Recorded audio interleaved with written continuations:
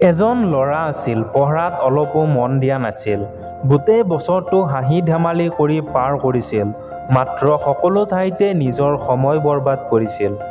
বছৰৰ শেষ হ'ল, স্কুলৰ ৰিজাল্ট আহিল। ৰিজাল্ট একো ভাল নহ'ল, সি বেয়াকৈ ফেইল হ'ল। এইটো দেখি সি একেবাৰে ভাগি পৰিল। স্কুলৰ পৰা ঘৰলৈ যাবলৈ তাৰ মনত সাহস নাছিল। সি তাৰ কৰা ভুলৰ কাৰণে পস্তালে। কিবাকে দৌৰি গৈ সি ঘৰত সোমাল। নিজৰ মাকৰ গলত ধৰি সি বহুত কান্দিলে। মাকে ক'লে, তুমি পৰীক্ষাতহে ফেইল কৰিছা, কিন্তু হাৰিতো যোৱা নাই। এইটো শুনি সি কিবাকে অকণমান সাহস পাইছিল। সময় পাৰ হ'ল, সন্ধিয়া হ'ল। ওচৰৰ মানুহবিলাক পৰীক্ষাৰ খবৰ ল'বলৈ আহিল। সি মনতে ভাবি আছিল, যদি মানুহবোৰে মোৰ মাৰ্কছ সোধে, কিন্তু সেইটোৱে হ'ল, মানুহবোৰে আহি সেইটোকে সুধিলে, তোমাৰ মাৰ্কছ কেনেকুৱা হ'ল? ল'ৰাজনৰ সাহস নহ'ল নিজৰ মাৰ্কছ ক'বলৈ। তেতিয়াই তাৰ মাকে ক'লে, মোৰ ল'ৰাই বহুত ভাল মাৰ্কছ পাইছে, 90+ মাৰ্কছ সি সকলোতে পাইছে।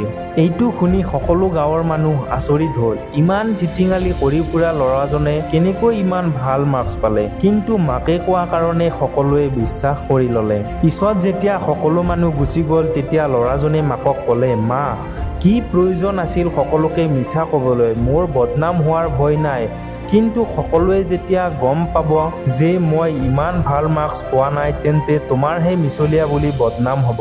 সকলোৱে তোমাক কথা শুনাব। এইটো শুনি মাকে লাহেকৈ হাঁহি মাৰি ক'লে, পুত্ৰ, চোৱা, তোমাৰ কথা যদি মই নুবুজিম কোনে বুজিব? মই তোমাক লগত লৈ তোমাৰ মুখলৈ চাই জীয়াই আছোঁ, আন মানুহক চাই নহয়। এইটো শুনি ল'ৰাজনে মাকক ক'লে, মা, মই কেতিয়াও তোমাক মিছা বুলি প্ৰমাণ হ'বলৈ সুযোগ নিদিওঁ।